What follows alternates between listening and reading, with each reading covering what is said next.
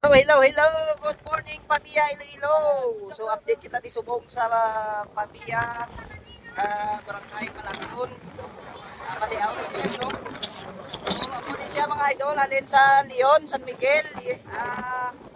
Alin mo dyan nga tubig.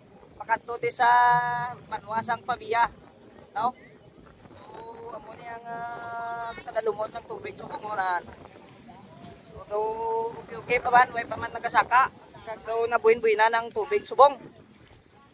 Anay kagina nga do nagasaka ang tubig. So ay na siguro ulat dito pati sa bukid. Muna nga daw nagtubo-nubo ang level ka tubig, no? So arita di sa may tubang sang pwesto ni Boss Arnold do na. Ato ang iya nga pwesto na. So paglibot mo di sa piyak, tali na di ang suba.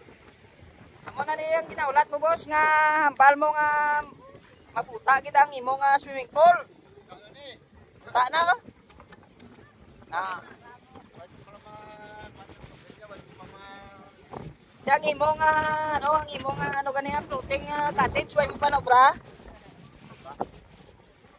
Way pa budget? Ate ato mga kawayan ipangwahan na ito ato. Pwede mo pa na may imo nga nga floating cottage. So ari mga sunoy-sunoy di ka palago maliawo. Mga gwapon. Mga gwapon ko nga way na palta. Ari mga idol na.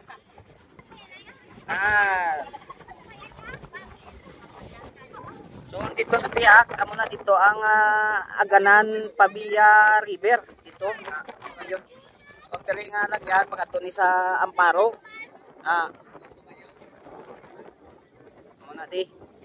So don't forget to follow, like and share mga idol para ma-update kamo sa mga naga kalatabo diri sa aton nga kabanwahanan. Mandalo mo dyan ha? Ciao. Din ka ba to? Matungtong ka dyan? Ano ka maging matay? Sige nga matay.